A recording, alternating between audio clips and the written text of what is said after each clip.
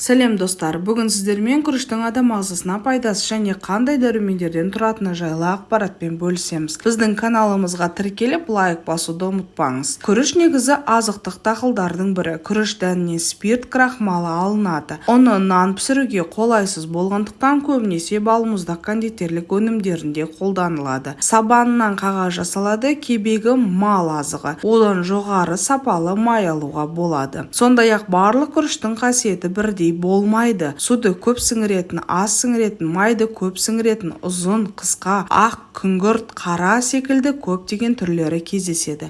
Жүйелі қоректенудің ажырамас бөлігіне айналған күріш денсаулыққа өте пайдалы азық түрі. Қан қысымы құрамында натрий өте әлсін ғана кездесетіндіктен жоғары қан қысымымен байланысты дерті барлар үшін ең жақсы азықтардың бірі. Альцгеймер дертінің алдын алу мақсатында мамандар бұл дертке шалдыққандар үшін пайдалы болып табылатын нейромедиатор тұрғысынан қанық келетін күңгірт түсті күрішті тұтынуға кеңес береді. Қант диабеті амин қышқылдар қатарына жататын лейцин тұрғысынан қанық келетін күріш қандағы шекерді жүйелендіріп күш береді және жаралардың жазылуына септігін тигізеді. Ас қорытылмауының алдын алатын күріш іш өтуін қарсы әсерлер келеді. Қатерлі ісік. Күңгірт күріш қатерлі ісіктің алдын алуға ықпал ететін ертілмейтін талшық тұрғысынан қанық келеді. Дәрумендер мен минералдар қоры күріш